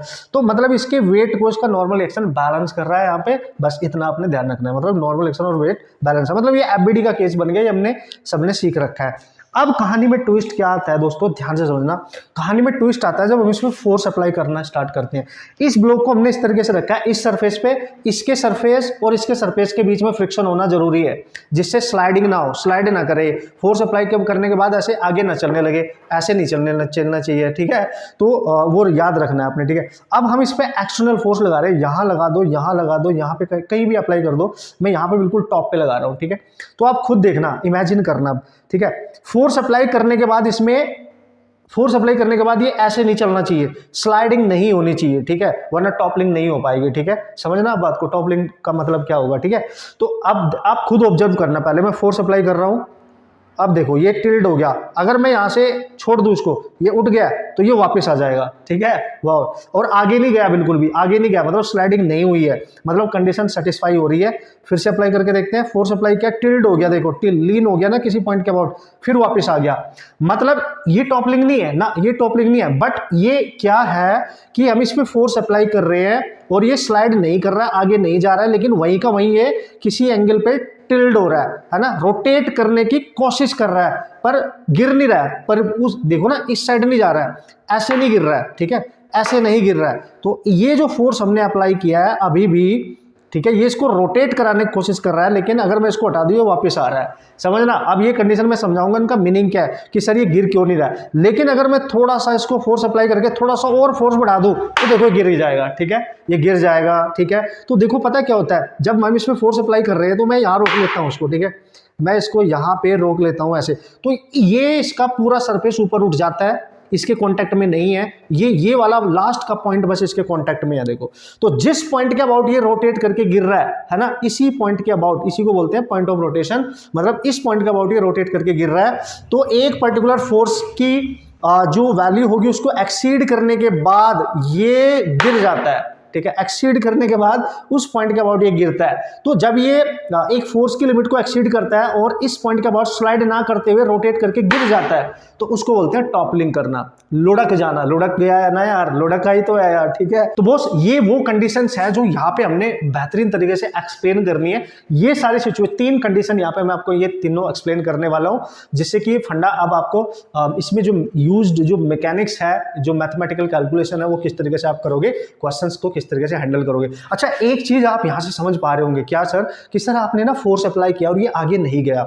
हाँ बिल्कुल, तो मतलब इसमें स्लाइडिंग तो नहीं हुई, बिल्कुल। तो सर फिर वो किसी एक पॉइंट के अबाउट जब आप उसको फोर्स अप्लाई कर रहे थे तो उसके अबाउट रोटेट करके नीचे गिर गया, मतलब यहाँ पे रोटेट करके गिरा। और फोर्स अप्लाई करने से जब कोई चीज रोटेट कर जाए तो टॉर्क। तो मोस्ट इंपॉर्टेंट पॉइंट, जो सबसे जरूरी पॉइंट है टॉपलिंग के लिए, कैलकुलेशंस करने के लिए, एंड टॉपलिंग किसकी वजह से हो पा रही है, दैट इज टॉर्क। तो यहां पे बेसिकली आप ये भी कह सकते हो कि एक तरीके से टॉपलिंग टॉर्क का एक तरीके से एप्लीकेशन मान सकते हो, आउटपुट मान सकते हो, ठीक है ना। टॉर्क है मेन कंसेप्ट यहाँ पे, ठीक है, टॉर्क है यहाँ पे। अब देखो ये जो मैंने आपको समझाया है इसको मैं यहाँ पे बताऊंगा, क्योंकि हमने न्यूमेरिकल भी तो करनी है, वहां पे तो कैलकुलेशन करनी पड़ेगी, यही तो सीखना है, ठीक है। ये छोटा सा प्यारा सा कंसेप्ट, एक चीज आपको क्लियर होगी, लुढ़कना, लुढ़कना ऐसे लिखते होंगे आप, चेक कर लेंगे, है ना, अब आप समझ भी गए होंगे। और फ्रिक्शन इज द नेसेसरी जो फोर्स होएगा यहाँ पे उसकी, जिससे स्लाइडिंग ना हो, ठीक है, और फ्रिक्शन उसको रोक के रखेगा, स्लाइड करने से बचाएगा। एंड जो उसमें कंसेप्ट यूज होगा वो टॉर्क का कंसेप्ट। अगर टॉपलिंग की हम बात करें और आप न्यूमेरिकल सॉल्व करने जाए और आप सोचे कि यार कंसेप्ट क्या होता है इसके टॉपलिंग के क्वेश्चन करने के लिए, तो कंसेप्ट होता है आपका टॉर्क, बस इतना। देखो मैं इस हिसाब से आपको ये चीजें बता रहा हूं जिससे आप क्वेश्चंस को देखते ही समझ जाओ कि क्या कंसेप्ट अप्लाई करना है और किस तरीके से करना है। केवल पढ़ना नहीं है हमने, है ना, हमने एप्लीकेशन भी तो करना है यार, क्वेश्चन करने हैं यार सॉल्व, है कि नहीं। तो हमें पता होना चाहिए कि भाई जब भी टॉपलिंग का नाम यूज होगा तो टॉर्क मेथड हमेशा यूज होगा, ठीक है, बस इसी की वजह से होती है। तो आ जाओ भाई, केस नंबर 1, है ना, सिचुएशन नंबर 1 मान लो आप, जब मैंने अभी अभी इस डब्बे को इस तरीके से रखा था, आप ध्यान से समझना बॉस, ठीक है। तो ये था इसका सरफेस और ये रफ सरफेस होगा, ये अब आपको समझ में आ गया होगा। तो अगर मैं यहाँ पे कोई फोर्स एक्ट ना कराऊं, मतलब यहाँ पे एक्ट करने वाला फोर्स है 0, तो यहाँ फ्रिक्शन भी नहीं होगा, तो इसके पास इसका एबडी बनाओ डब्बे का, तो इसके सेंटर पे वेट इसका डाउन काम कर रहा होगा, दैट इज द वेट, और उसी के जस्ट नीचे उसको बैलेंस करने के लिए नॉर्मल रिएक्शन अप काम कर रहा होगा, ठीक है, नॉर्मल रिएक्शन। तो भाई एक दूसरे को इक्वल एंड अपोजिट कैंसिल कर देंगे तो इसमें कोई किसी तरीके की मोशन देखने को आपको नहीं मिलती है, और यहीं से आइडिया आ गया था। इसको आप फर्स्ट कंडीशन मान सकते हैं कि यार सर ऐसा हो सकता है कि जब फोर्स नहीं लग रहा है तो क्या बताएंगे, हम कुछ भी नहीं बता सकते हैं, ठीक है। अब कंडीशन नंबर 2 में क्या हुआ, अब देखो, अब आपको पिक्चर दिखने लगेगी, और वैसे भी न्यूटन बाबा ने बोला था जब तक फोर्स नहीं लगाओगे तो चेंजेस नहीं मिलेंगे, सीधी सी बात है यार, ठीक है।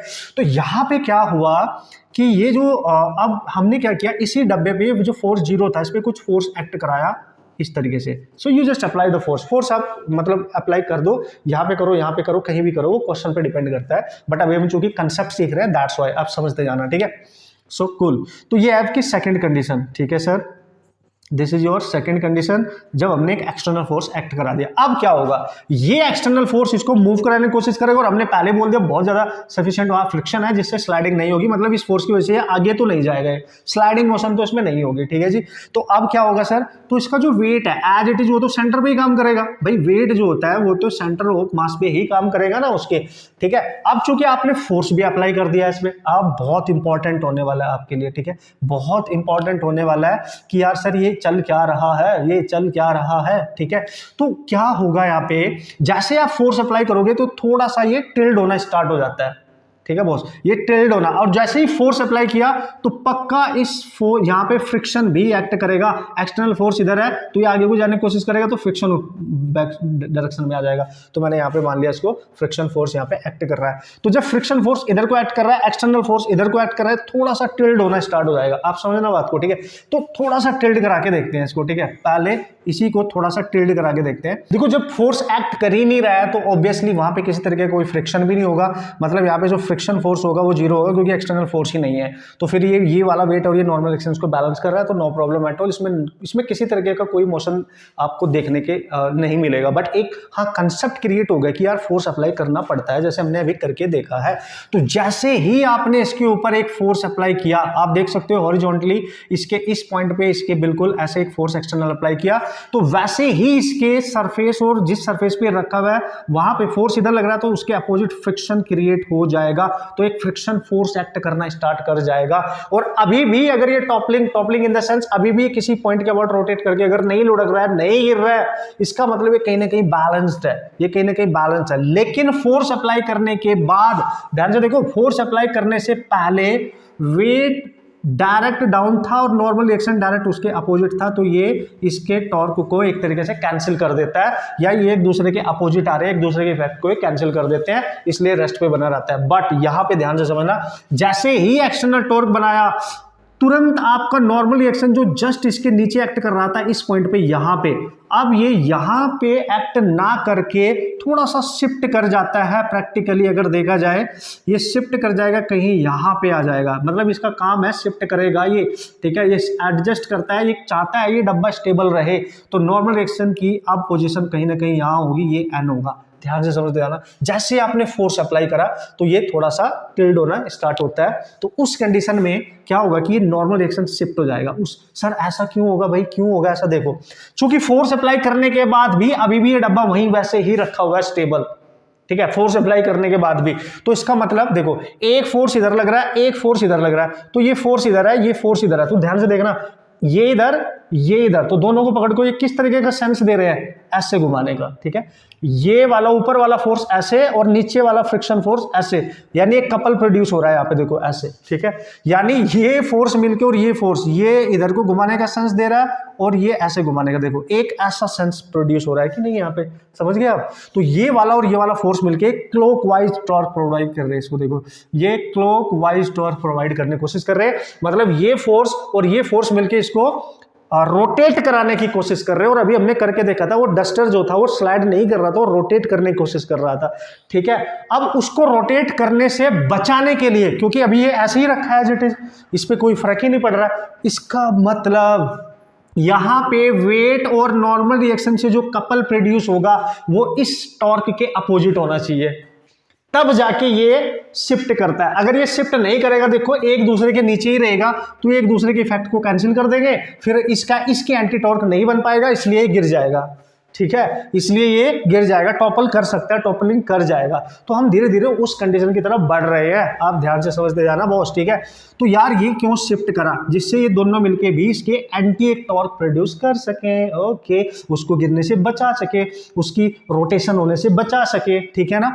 तो देखो अब ये डाउन डायरेक्शन में वेट इसका इस एक्सिस पे है, इस लाइन पे है, और इसकी लाइन ऑफ एक्शन अलग है ऊपर को, ये वाली, तो ये नीचे ये ऊपर, देखना ये नीचे ये ऊपर, तो ये ऐसे टॉर्क बनाएंगे, आप खुद भी करके देख सकते हो, ये डाउन और ये अप, तो ऐसे, तो ये घुमाने की कोशिश कर रहा है ऐसे और ये घुमाने की कोशिश कर रहा है, तो कैसा सेंस नजर आ रहा है, देखो एंटी क्लॉकवाइज, यानी इन दोनों का जो टॉर्क आ रहा है वो आ रहा है, आप देख सकते हो एंटी क्लॉकवाइज, मतलब इसके अपोजिट। मतलब अगर फोर्स और फ्रिक्शन मिलके ऐसे घुमाने की कोशिश कर रहे हैं तो वर्क और नॉर्मल रिएक्शन इसके अपोजिट, इसीलिए इसका टॉर्क इसको बैलेंस कर रहा है, दैट्स वाई ये नहीं यहां से हिल रहा है, हिल भी नहीं रहा है, ठीक है। तो आप समझ पा रहे हो मैं कह रहा हूं, ये इक्विलिब्रियम कंडीशन सेट हो गई, ठीक है, इक्विलिब्रियम कंडीशन सेट हो गई। मतलब अगर मैं मान लूं बॉडी अभी भी रेस्ट पे है, तो हम क्या लिख सकते हैं कि इस पे एक्ट करने वाले जो फोर्सेज है, देखो एक वर्क है जो डाउन डायरेक्शन में एक्ट कर रहा है, अप डायरेक्शन में नॉर्मल डायरेक्शन एक्ट कर रहा है, तो आप क्या करेंगे, अगर मैं इनकी बात करूं, ठीक है, इनकी बात फोर्सेस की बात करूं, तो वो भी आप इक्वल करते हो, नेट फोर्स भी इस पे 0 होनी चाहिए और नेट टॉर्क एक्ट कर रहा है वो भी 0 होना चाहिए, मतलब बैलेंस होना चाहिए। एक क्लॉकवाइज है, एक एंटी क्लॉकवाइज है, तो दोनों एक दूसरे के अपोजिट है, इक्वल है, तो नेट टॉर्क 0 ही हो जाएगा ना ऑब्वियसली। तो ये आपने ध्यान दे रहा है क्वेश्चंस करने के लिए, मतलब अभी मैं बाद में बताऊंगा, अभी आप जस्ट समझे इसको है क्या। अब कंडीशन हम आते हैं थर्ड कंडीशन पे। कौन सी कंडीशन सर? जो मैंने करके दिखाई थी आपको अभी अभी, कि अगर ये डस्टर है और मैं इस पे फोर्स अप्लाई कर रहा हूं और ये इस तरीके से, अभी देखो फोर्स अप्लाई करने के बाद भी कुछ नहीं हो रहा है इसमें, ठीक है, हिल भी नहीं रहा है, लेकिन जब मैं इस पे थोड़ा सा और फोर्स बढ़ाऊंगा, देखो तो देखो टिल्ड हो गया ना, फिर वापस आ गया, ठीक है, अपनी ही डायरेक्शन में वापस आ गया, टिल्ड हो गया, लेकिन अभी गिरा नहीं है, परली साइड जिधर इधर से फोर्स लग रहा है तो इधर को गिरना चाहिए, टॉपलिंग तब होगी, इधर को गिरना चाहिए, लुढ़क जाना चाहिए, ठीक है। तो आप देखेंगे कि इसका ये पूरा सरफेस बुक से ऊपर उठ गया है, एक एंड बचा है, एक एज बची है इसकी, देखो लुढ़क गया, एक एज ये वाली बचती है जिसके अबाउट ये घूम जाता है, रोटेट कर जाता है, लुढ़क जाता है, यही तो कमाल है, इसी को टॉपलिंग कहते हैं, देखो इसी को, ये लुढ़क जाएगा ऐसे। तो एक ऐसी कंडीशन बनानी है, एक ऐसी कंडीशन बनानी है कि इसका सारा सरफेस ऊपर उठ जाएगा, बस ये पॉइंट बचेगा इसके कांटेक्ट में। ये ही आपने ध्यान देना है दोस्तों। ओके, सो अब ये वाली कंडीशन मैंने बना दिया। देखो इसका पूरा सरफेस, इसके ये जो सरफेस है जिसपे ये रखा हुआ है इसके कांटेक्ट से बाहर आ चुका है, और ये वाली एज, ये वाला कॉर्नर केवल इसको टच कर रहा है, तो नॉर्मल रिएक्शन यहीं पे एक्ट करेगा। ठीक है, फ्रिक्शन एज इट इज इधर को एक्ट कर रहा होगा, और ये external force as it is act कर रहा होगा, और उसका जो वेट है सेंटर पे वो एज इट इज एक्ट कर रहा होगा। ठीक है, क्योंकि वो थोड़ा शिफ्ट होगा। ठीक है, नॉर्मल रिएक्शन शिफ्ट होगा, उसको बैलेंस करने के लिए उसमें कोई शक नहीं है।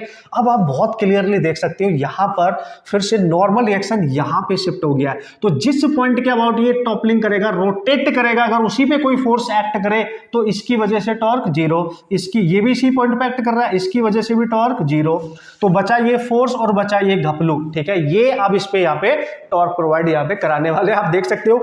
ये वाले का फोर्स, ये वाला जो फोर्स है ना, इसके अबाउट चूंकि रोटेट कर रहा है तो यहीं से परपेंडिकुलर डिस्टेंस लेनी है, तो लाइन ऑफ एक्शन इसकी है, तो इसकी परपेंडिकुलर डिस्टेंस ये हो जाएगी। और ये जो वर्क है, देखो टॉर्क का कॉन्सेप्ट आपको आना चाहिए, तो यहां से परपेंडिकुलर डिस्टेंस लेनी है, तो ये लाइन ऑफ एक्शन है, अगर इसको मैं ऊपर बढ़ाऊं तो ये इसकी परपेंडिकुलर होगी, तो ये घपलू इसको इधर घुमाने की कोशिश कर रहा है, और ये देखो फोर्स इधर को लग रहा है ना, इधर को, इसको अगर मैं आगे एक्सटेंड कर दूं ऐसे लग रहा है ना, तो ये इसको ऐसे रोटेट करने की कोशिश कर रहा है, एक दूसरे के अपोजिट हो गए ना। मतलब जस्ट टॉपलिंग कंडीशन पे अगर हम बात करें, एट जस्ट टॉपलिंग, अब ये जस्ट टॉपल करने वाला है, टॉपलिंग, ये है आपकी टॉपलिंग कंडीशन। ठीक है, दिस इज जस्ट टॉपलिंग, मतलब अभी ये गिरा नहीं है, रोटेट करके गिरा नहीं है, जस्ट टॉपलिंग है। मतलब अगर इस फोर्स को मैं थोड़ा सा और बढ़ा दूं तो ये इसका बहुत रोटेट करके गिर जाएगा। ये मैंने आपको बार बार करके अब दिखा दिया है।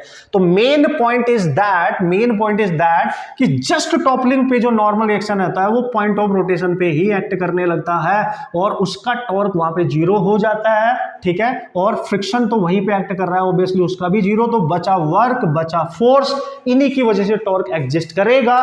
थोड़ा सा भी फोर्स बढ़ा दोगे तो टॉपल होके गिर जाएगा। ठीक है, ये टॉपलिंग कहलाती है, लुढ़क जाना, वो गिर जाएगा, बस यही है कंसेप्ट। मतलब टॉपलिंग के जब भी मैंने क्वेश्चन करने होंगे, वी हैव, ये पॉइंट याद रखना, we have to balance torque, ये मोस्ट इंपॉर्टेंट पॉइंट आपके लिए होने वाला है यहाँ पे। We have to balance the torque due to force and work, जो भी, सॉरी, फोर्स एंड वेट। ठीक है, force and weight of block, जो भी होगा हमें उसको बैलेंस करना होता है। ठीक है, हमें उसको बैलेंस करना होता है एट दिस टॉपलिंग कंडीशन। ठीक है, वो एक दूसरे को काउंटर करने चाहिए, तभी वो वहां पे जस्ट टॉपलिंग से पहले कंडीशन इक्विलिब्रियम पे सेट हो जाएगा। ठीक है, तो ये एस का कंसेप्ट न्यूमेरिकल करने के लिए, मतलब हमने फोर्स के थ्रू जो टॉर्क प्रोड्यूस होगा वो निकाल लेना है, वर्क के थ्रू जो टॉर्क प्रोड्यूस होगा वो कैलकुलेट करना है, इस पॉइंट के अबाउट जिसके अबाउट टॉपलिंग हो रही है, जिसके अबाउट वो रोटेट कर रहा है, और टॉर्क इसको रोटेट करा रहा है ना, उनको इक्वल करना है। आपका जो भी आंसर होगा आप कर सकते हैं। ये तब है when the blocks are kept on horizontal surface, है ना, when block is at horizontal surface, जब वो हॉरिजॉन्टल सरफेस पर रखा है, ना कि इंक्लाइंड सरफेस पे रखा हुआ है। इस बात का आप ख्याल रखेंगे। तो दोस्तों ये ही था टॉपलिंग का मीनिंग, कि टॉपलिंग होती कैसे, करते क्या है। तो सारा खेल है टॉर्क मेथड का। ठीक है, ये अब ध्यान समझ पा रहे होंगे। ठीक है, सारा खेल दोस्तों यहाँ पे होने वाला है टॉर्क का। तो फोर्सेज जब यहाँ पे हम बैलेंस करेंगे, इसको फोर्सेज को आप बैलेंस कर लेंगे, टॉर्क को भी बैलेंस करेंगे, और जो फोर्सेज होंगे उनको भी बैलेंस करेंगे, जैसे मैंने यहाँ पे लिख दिया है। ठीक है, तो इस तरीके से ये कंडीशन आपको समझ आनी चाहिए दोस्तों। और इसी तरीके से आप इनक्लाइंड सरफेस वाला भी लिख लेंगे। ठीक है, if block is at inclined surface, ठीक है, अगर वो इंक्लाइंड प्लेन पे है, समझे, थोड़ा सा बता देता हूं, अगर वो इंक्लाइंड प्लेन पे है तो क्या होगा सर, देखो ये एंगल है ऑफ इंक्लाइनेशन। ठीक है सर, और यहाँ पे एक ब्लॉक आपने रख दिया, और ये फ्रिक्शन होना चाहिए क्योंकि ये स्लाइड कर जाएगा अदरवाइज, यहाँ फ्रिक्शन होना चाहिए, स्लाइड कर जाएगा अदरवाइज। ठीक है, तो ये आपका थीटा एंगल यहाँ पे बन रहा है, जो इंक्लाइनेशन एंगल है, और चूंकि इंक्लाइंड पे है तो ऑब्वियसली आप देख सकते हो। ठीक है, तो इसको कौन टॉपल कराएगा, मतलब किसकी वजह से करेगा, तो ऑब्वियसली स्लाइड करने की कोशिश करेगा। तो हमें पता है इसका नॉर्मल रिएक्शन ये ऐसे जाएगा, ठीक है, इस तरीके से, और इसका वेट ऐसे होगा डायरेक्ट डाउन, और ये एंगल भी थीटा होगा। तो एक कंपोनेंट इधर जाएगा mg sin थीटा, और एक कंपोनेंट इस साइड में जाएगा mg cos थीटा, जिसकी वजह से फ्रिक्शन आएगा ऊपर को। समझो आप बात को। ठीक है, फ्रिक्शन जाएगा ऊपर को। ठीक है, तो आप इस तरीके से देख सकते हैं, फ्रिक्शन जाएगा ऊपर को। तो सर यहाँ पे होगा क्या, तो जब ये टॉपलिंग करेगा, मान लिया टॉपलिंग कर रहा है, मान लिया टॉपलिंग करेगा, तो भाई ये जो पॉइंट होगा, अगर फोर्स इधर को लग रहा है तो इसी के अबाउट घूमेगा ना, बस यही आपने समझना है, इसी के अबाउट ये घूमना स्टार्ट करेगा। और अगर ये इसके अबाउट घूमना स्टार्ट करेगा तो जो नॉर्मल रिएक्शन है वो यहीं शिफ्ट कर जाएगा। इतना तो समझ आया होगा, नॉर्मल रिएक्शन यहाँ शिफ्ट कर जाएगा उसका इस वाली पॉइंट पे, इस वाली पॉइंट पे उसका नॉर्मल रिएक्शन शिफ्ट करेगा। तो mg cos थीटा बचेगा आपके पास, जिसकी वजह से आप टॉर्क प्रोड्यूस करोगे, और ये वाली वैल्यू आपके पास बच जाएगी mg sin थीटा की, जो यहाँ पे फोर्सेज का काम करेंगे इसमें टॉर्क निकालने के लिए। ओके, सो ये आपने बस ध्यान देना है कि भाई इस तरीके से कंपोनेंट रिजॉल्व करके जो रिक्वायर्ड टॉर्क होगा वो आप निकाल लेंगे, और जो भी क्वेश्चन पूछेगा उस क्वेश्चन को आप सॉल्व कर सकते हैं। तो फिलहाल आपने इतनी सी कैलकुलेशन पे ध्यान देना है, कुछ क्वेश्चंस मैं आपको करके दिखाऊंगा, उसी के थ्रू आप इसको और अच्छे से समझ पाओगे कि न्यूमेरिकल प्रॉब्लम को सॉल्व कैसे करना है और इस कंसेप्ट को अप्रोच कैसे करना है, क्योंकि वहीं से पता चलेगा ना। हमने बस ये देखना था टॉपलिंग का मीनिंग क्या है, मतलब किसी एक पॉइंट के अबाउट फोर्स अप्लाई करने के बाद अगर वो स्लाइड ना करे, रोटेट करना और रोटेट करके गिर जाना, लुढ़क जाना, ठीक है, गिर जाना, ठीक है। तो गिरने से जस्ट पहले की कंडीशन पे जो टॉर्क एक्ट कर रहा है उसको इक्वेट करना है, क्वेश्चन आपका हो जाएगा खत्म, ठीक है। Okay, so here we go, this is the question आप जल्दी से देख लो, पढ़ लो और जल्दी से अप्लाई करते हैं अपना एक कंसेप्ट, क्योंकि जब तक न्यूमेरिकल नहीं करेंगे उस अप्रोच को जो हमने थोड़ा सा सीखा, सीखने की कोशिश करी है, उसको अप्लाई करना, जब तक आप अप्लाई नहीं करोगे तब तो आपको पता नहीं चलेगा अच्छा ऐसे करना था।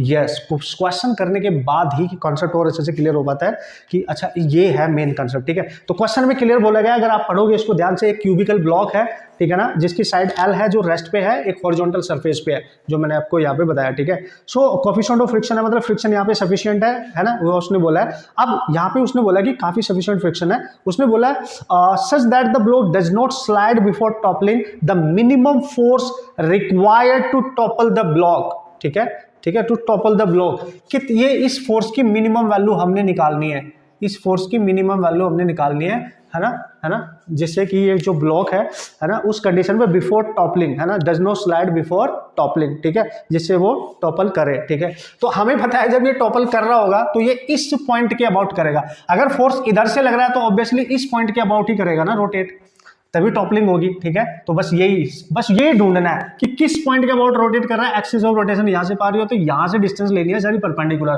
खत्म है अब कहानी इसकी, ठीक है। अब आपने कुछ सोचना ही नहीं, जब पता चल गया आपको इस पॉइंट के अबाउट इसको करना है रोटेट, तो हमें टॉर्क निकालना पड़ेगा इस फोर्स का और उसके वेट का, और आपकी कहानी हो जाएगी खत्म, ठीक है। इसकी ईच साइड है L, ऑब्वियसली क्यूबिकल ब्लॉक है, तो बस क्या करेंगे, इस फोर्स की वजह से इसके अबाउट टॉर्क निकालो। तो यहां से फोर्स इस लाइन ऑफ एक्शन पे है, देखो इस लाइन ऑफ एक्शन पे है फोर्स, तो यहां से इसकी परपेंडिकुलर डिस्टेंस ये होगी यानी L। तो इसका जो टॉर्क आएगा, फोर्स का जो टॉर्क आएगा, फोर्स के टॉर्क को मान लो τ1, वो कितना आएगा, फोर्स इंटू उसकी परपेंडिकुलर डिस्टेंस L, आ गया कि नहीं, ये निकाल लो, इक्वेशन फर्स्ट बन गई आपके पास, ठीक है, बन गई ना बॉस इक्वेशन फर्स्ट। अब क्या करेंगे सर, है ना, टॉपलिंग की कंडीशन की बात कर रहा है तो बस टॉर्क निकालना होता है, इतना भी समझोगे ना बात बन जाएगी यार, क्यों टेंशन ले रहे हो। वेट इसके सेंटर पे काम कर रहा है, इससे ये वेट की लाइन ऑफ एक्शन है, इससे परपेंडिकुलर डिस्टेंस होगी, ये देखो, अगर ये इसकी लाइन ऑफ एक्शन है, ये देख लो या ये देख लो, एक ही बात है, देखो यहां से यहां तक ये इसकी परपेंडिकुलर डिस्टेंस है, और चूंकि ईस्ट साइड इसकी L है तो ये कितनी होगी L/2। तो अगर इसके वेट के टॉर्क को मैं τ2 मानूं तो ये हो जाएगा force into perpendicular distance L/2, ठीक है ना। और वेट को हम क्या लिख सकते हैं, τ2 इक्वल टू इसको लिख सकते हैं mg, तो mg into L/2, this is your second equation. और मैंने आपको बताया था फोर्स जब भी टॉपलिंग की बात करें, जस्ट एट टॉपलिंग कंडीशन की बात करें, तो फोर्स का टॉर्क और उसका जो वेट है उसका टॉर्क को इक्वेट कर दो, मतलब दोनों जितने भी टॉर्क वहां पे एक्ट कर रहे हैं उनको बैलेंस करना होता है, this is the main condition, उनको हमें बैलेंस आउट करना होता है। तो हम बैलेंस कर देंगे सर, तो τ1 मस्ट बी इक्वल टू τ2, क्योंकि नेट टॉर्क आपका आना चाहिए 0, बस यही तो है बैलेंसिंग कंडीशन टॉपलिंग कंडीशन पे। टॉपलिंग हो जाएगी तो गिर ही जाएगा ना, फिर तो फोर्स लगाने की जरूरत भी नहीं है, एक बार अगर वो गिर गया उसको वेट ही गिरा देगा।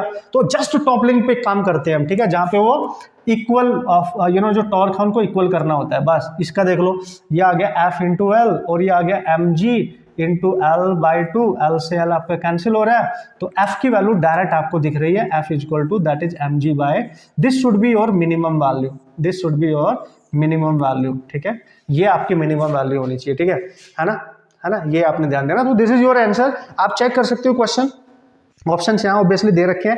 तो this is the minimum force required to topple the block, है ना, तो this is the minimum force, मतलब इससे जरा सा भी और आपने बढ़ा दिया तो तुरंत टॉपल कर जाएगा, तुरंत ये गिर जाएगा, समझ गए आप, मतलब ऐसे समझ लो कि इसके अबाउट ये ऐसे होगा, ऐसे ठीक है, ऐसे आ गया होगा इसके अबाउट, और जरा सा भी आपने फोर्स और बढ़ाया तो इसके अबाउट ये गिर जाएगा, फिर लुढ़क जाएगा। ठीक है, बस ऐसे समझो ना यार, है ना, ये फोर्स की जो मिनिमम वैल्यू थी इसको जरा सा भी बढ़ाया आपने अब तो इसके अबाउट ये गिर जाएगा, टॉपल कर जाएगा। बस वही है main concept. Okay, hope so आपको समझ में आ गया होगा, कंसेप्ट आपका क्लियर हो गया होगा क्या है। एक क्वेश्चन और कराऊंगा, अभी मेंस के एग्जाम में पूछा गया था, that is really awesome question. Concept यही है, बस थोड़ा सा दिमाग एक्स्ट्रा और लगाना है, सोचना है जब आंसर करेंगे। ठीक है, ऑसम क्वेश्चन है, तो 2 क्वेश्चन मैं आपको करा दूंगा, तो आपने थोड़ा सा बेसिक आइडिया इसका दिमाग में डालना है कि यार टॉपलिंग है क्या, हमने उसमें अप्रोच क्या करना है। टॉर्क, टॉर्क एंड टॉर्क, बस मेरे अकॉर्डिंग आप अपने दिमाग में सेट रखो, जब भी टॉपलिंग का नाम यूज होगा you have to balance out the torque produced by the forces acting on that particular block.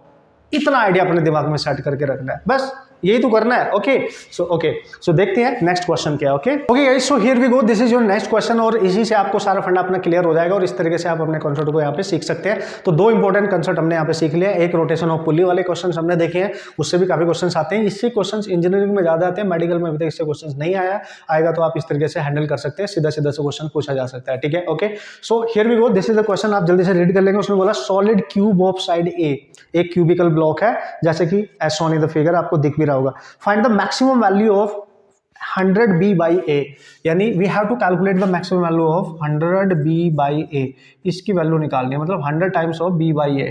अब b क्या है यहाँ पे और a क्या है यहाँ पे। ओके, तो b क्या है यहाँ पे वो बताऊंगा मैं। इस पूरे टर्म की रेशियो में वैल्यू हमें कैलकुलेट करनी है, 100 टाइम्स b by a, ऐसा कुछ क्वेश्चन उसने बनाया है। ठीक है, for which the block does not topple before sliding, for which the block does not topple, यानी टॉपलिंग की बात कर रहा है, टॉपलिंग की बात कर रहा है, टॉपिंग नहीं टॉपलिंग, यार मैं भी क्या लिख रहा हूँ, टॉपलिंग की बात कर रहा है। ठीक है, बिफोर स्लाइडिंग वो टॉपल ना करे, मतलब टॉपलिंग जस्ट करने से पहले, ठीक है, की कंडीशन पे हमने, जैसे उसने टॉपलिंग का नाम लिया ना और आपको ज्यादा कंसेप्ट स्ट्रॉन्ग नहीं है ना, तो टॉर्क निकालो, बात खत्म, जो मैंने बताया उस पर फोकस करो। ठीक है, अब ध्यान से देखो, इस ब्लॉक के ऊपर जो फोर्स लग रहा है उस पर ध्यान दो। अब इसके ऊपर फोर्स अपर सरफेस पे ना एक्ट करके कहीं नीचे लगाया गया है, ध्यान से समझना यहाँ पे। ठीक है, फोर्स लग रहा है यहाँ पर। ठीक है, और ये जो सेंटर है इसका, उससे अगर देखा जाए बी डिस्टेंस ऊपर फोर्स लग रहा है, बी डिस्टेंस अबव। ठीक है, बी डिस्टेंस अबव, और इस क्यूबिकल ब्लॉक की ईच साइड ए है। ठीक है ना, ईच साइड इसकी ए है। चलो कोई बात नहीं सर, तो ये इसका सेंटर है सर, इस पे वेट लग रहा होगा नीचे को, और हमें एक चीज तो क्लियर है, इसका ये वाला पॉइंट होगा, देखो फोर्स इधर लग रहा है तो ये वाला पॉइंट होगा जिसके अबाउट ये टॉपल करेगा, सीधी सी बात है।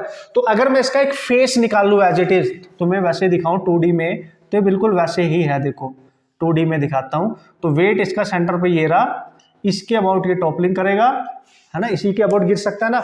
और जो फोर्स लग रहा है सेंटर से यहां नहीं लग रहा है, यहां कहीं फोर्स लग रहा है, और ये जो डिस्टेंस है यहां से यहां तक ये बी है, तो ये डिस्टेंस हो गई बी, और इसकी जो साइड है ये पूरी, ये वाली साइड मान लो या ये वाली मान लो, वो ए है। ठीक है, और उसमें 100 का मल्टीप्लाई है। इस टर्म की वैल्यू क्वेश्चन के अकॉर्डिंग पूछी गई, जो पूछा है वो वही करेंगे ना। तो दिस इज योर सिचुएशन। अच्छा सर, ठीक है, तो क्या करेंगे सर, जैसे टॉपलिंग का नाम लिया उसने तो नो प्रॉब्लम, फोर्स इधर है तो आपको पता है नॉर्मल रिएक्शन यही होगा, वो नॉर्मल रिएक्शन तो उसी पॉइंट पर उसका टॉर्क 0, फ्रिक्शन भी इधर होगा, उसका टॉर्क भी 0, वो तो आपने अब सोचना ही नहीं। जब भी टॉपलिंग के क्वेश्चन आएंगे, नॉर्मल रिएक्शन गया तेल लेने, फ्रिक्शन गया तेल लेने, आपने बस फोर्स का टॉर्क देखना और वर्क का आई मीन घपलू मतलब उसके वेट का टॉर्क देखना है और उसको बैलेंस कर देना है, आपका आंसर बन जाएगा। सो नाउ सी गाइस, सी देखो क्या देखना है सर, ये रहा, ये पॉइंट हुआ है जिसका बाद टॉपलिंग करेगा, तो इसका टॉर्क निकालो, इसके टॉर्क को τ1 मान लो, तो इसका टॉर्क क्या आएगा, फोर्स इंटू परपेंडिकुलर डिस्टेंस, यानी यहां से लेके यहां तक की डिस्टेंस, यही तो परपेंडिकुलर होगी, तो ये तो b है और ये इसका सेंटर है, और सेंटर से नीचे ये डिस्टेंस और चाहिए, ये कितनी होगी सेंटर से नीचे, a की हाफ, तो a की हाफ, तो टोटल डिस्टेंस यहां से यहां तक कितनी आएगी, b प्लस a बाई 2, यानी b plus a by 2, this is your total distance. Check करें आप प्लीज, ठीक है, चेक करें आप प्लीज, ठीक है। अब हम इस वेट का भी तो निकालेंगे इसके अबाउट, तो टॉर्क τ2 मान लो, तो इसका वर्क डन क्या होगा इसके अबाउट, तो यहां से अगर मैं इसको आगे बढ़ाऊं, ये इसकी परपेंडिकुलर डिस्टेंस है, या ये मान लो, तो ये इस a, ये भी तो a है, a की हाफ होगी, तो वेट इंटू a बाय 2, ये इसका टॉर्क आ गया।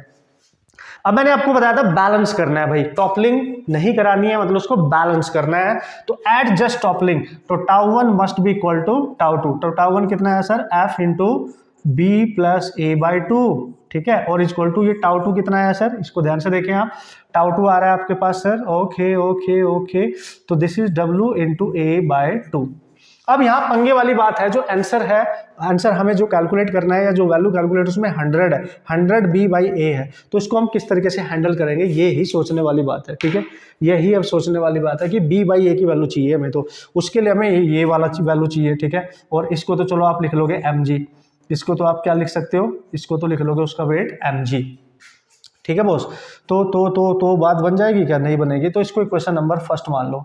अब एक चीज पे यहाँ पे और आपने ध्यान देना होगा, क्या सर, अब देखो इस पे क्या ध्यान देना होगा, चूंकि ये टॉपलिंग नहीं कर रहा है और स्लाइडिंग भी नहीं कर रहा है, तो फॉर नो स्लाइडिंग कंडीशन जो यहाँ फ्रिक्शन काम कर रहा होगा वो इधर काम कर रहा है और फोर्स इधर काम कर रहा है, तो स्टैटिक कंडीशन पे this force must be equal to this friction, static friction force. ये चूंकि मैं ये इसलिए कर रहा हूं क्योंकि मेरे को यहाँ से फोर्स को हटाना है, ठीक है, जिससे मेरे को इसका आंसर मिल जाए। ठीक है, तो मुझे फोर्स को हटाना है, तो मैं क्या करूंगा, फोर्स तो चलो ये हो गया सर, तो हमें पता है फ्रिक्शन फोर्स होता है म्यू इंटू एन, दिख रहा है आपको, म्यू इंटू एन, तो एफ इक्वल टू म्यू की वैल्यू दे रखी है, म्यू की वैल्यू हाँ 0.4, म्यू दे रखा है, फ्रिक्शन कोएफिशिएंट दे रखा है 0.4, ध्यान से समझ रही हो, तो म्यू की वैल्यू लिख दो 0.4 इंटू एन होता है, एन अप जाएगा, देखो एन और एन बैलेंस देखो ना, अगर मैंने आपको बताया था कि जो नेट फोर्स है, चूंकि टॉपलिंग नहीं हो रही, स्लाइडिंग नहीं हो रही है, तो ऑब्वियसली ये अप फोर्स है, ये डाउन, तो वर्क डन और इसके इक्वल हो जाएगा, तो दिस इज डब्ल्यू। ठीक है, तो एफ इक्वल टू हो जाएगा 0.4 इंटू mg, ऐसे लिख लो आप। ठीक है, अब इस एफ को उठा के यहाँ रख दो, 0.4 इंटू mg, यहाँ आ जाएगा b प्लस a/2, इधर आ जाएगा mg इंटू a/2। अब कुछ कैंसिल हो रहा है तो कैंसिल कर सकते हो, नो प्रॉब्लम, जो बचेगा वो आंसर बनेगा। ठीक है, तो mg से mg सर कैंसिल हो गया।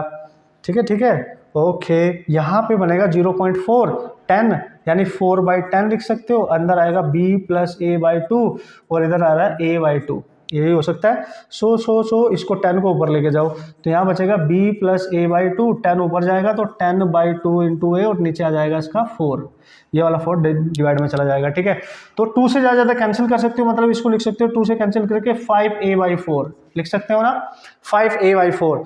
तो अब ये क्या आया, देखो ये आ गया b, इसको इधर लेके जाओ। ठीक है, तो ये आ जाएगा 5a/4 माइनस a/2, तो b इक्वल टू आएगा गाइज, यहाँ पे इसका एलसीएम आ जाएगा 4, तो 5a और यहाँ आ जाएगा -2a, तो ये बनेगा 3a/4। चेक करें आप प्लीज, ठीक है, चेक करें आप, अच्छा क्वेश्चन बन गया कि नहीं, बस मेन कंसेप्ट ये था, बाकी तो ये एडजस्ट कर रहा हूं मैं क्वेश्चन का आंसर बनाने के लिए। ठीक है, ओके गाइस, सो ये b की वैल्यू यहां से सॉल्व करके आपके पास आ जाएगी, देख सकते हो आप दिस वन, तो ये आ गई b। अब इसको मैं और कैसे लिख सकता हूं, देखो ये बाद में देखेंगे क्या पूछ रहा है। ठीक है, तो हम यहाँ पे क्या लिखेंगे, 3/4 को हम लिख सकते हैं 0.75 इंटू ए, तो इस पे फोकस करें आप, जब आप आंसर करेंगे इस पे फोकस करना है, क्योंकि इस कंडीशन को इस तरीके से डिजाइन किया गया है, ये बताना चाह रहा है कि जो b डिस्टेंस है वो a डिस्टेंस की 0.75 टाइम्स है। ठीक है, ध्यान से समझने की कोशिश करेंगे, जबकि अगर आप बहुत ध्यान से देखो, ये जो फोर्स एक्ट कर रहा है ये बिल्कुल इसकी अपर एज पे यहाँ पे नहीं एक्ट कर रहा है, ये कहीं इसके नीचे एक्ट कर रहा है, और इसके सेंटर से लेके यहाँ तक की डिस्टेंस b है, ये आ रही है 0.75, लेकिन अगर मैं यहाँ से लेके यहाँ तक की डिस्टेंस की बात करूंगा वो होती है 0.5a, मतलब a की हाफ होती है कि नहीं होती है, a की हाफ होती है वो। ठीक है, जबकि 0.5 से b ज्यादा आ रहा है, मतलब यहाँ से देखने से पता चल रहा है कि b इसके सेंटर से फोर्स, जबकि यहाँ नहीं है, अगर फोर्स यहाँ होता तो 0.5 होनी थी। ठीक है, फोर्स उससे नीचे है, फिर भी b कितनी आ रही है, b निकल के आ रही है 0.75 टाइम्स ऑफ a, मतलब ये b इससे ज्यादा आ रही है, तो ये पॉसिबल ही नहीं है, न्यूमेरिकल में ये डिस्टेंस तो कम होनी चाहिए थी इससे। ठीक है, तो ये 0.75, दिस इज नॉट पॉसिबल, तो हम क्या लिखेंगे, b must be less than equal to 0.75 of a, तो ये इक्वल तो नहीं हो सकती है, इससे लेस देन होगी, और कितनी लेस हो सकती है, इसकी एक्चुअल वैल्यू क्या होनी चाहिए b की, b ज्यादा क्या हो सकता है कि अगर फोर्स को आप यहां की बजाय यहां शिफ्ट कर दो तो सेंटर से ये b की डिस्टेंस बढ़ के इतनी हो सकती है, तो हमारा जो करेक्ट आंसर होना चाहिए वो होना चाहिए दोस्तों 0.5a, ना कि 0.75a, ये तो पॉसिबल ही नहीं दिख रहा है, क्योंकि 0.75 तो ज्यादा है 0.5 से, तो this must be the correct answer. ठीक है, जबकि उसने आंसर हमसे इस तरीके से कराया कि b/a निकालो, तो निकालो वहां से, b/a इक्वल टू 0.5, और यहां से उसने 100 से मल्टीप्लाई किया है, तो इधर भी कर दो, तो आंसर बन गया 50। तो इस पूरे टर्म का जो आंसर बना आपके पास दैट इज 50। दिमाग के तार खुल गए कि नहीं इस क्वेश्चन के थ्रू, समझना बहुत ध्यान से, बहुत बढ़िया क्वेश्चन माना जाता है। ठीक है, तो बस आपने कैलकुलेशन को एडजस्ट करना है। तो आपको समझ में आया ये डिस्टेंस कम है जबकि इसकी पूरी डिस्टेंस a है और सेंटर से यहां तक की 0.5 है, तो ये 0.7 कैसे हो सकती है? तो दिस इज नॉट पॉसिबल। तो ज्यादा ज्यादा क्या हो सकती है? 0.5 a ही हो सकती है अगर फोर्स बिल्कुल टॉप पे एक्ट करने लगेगा।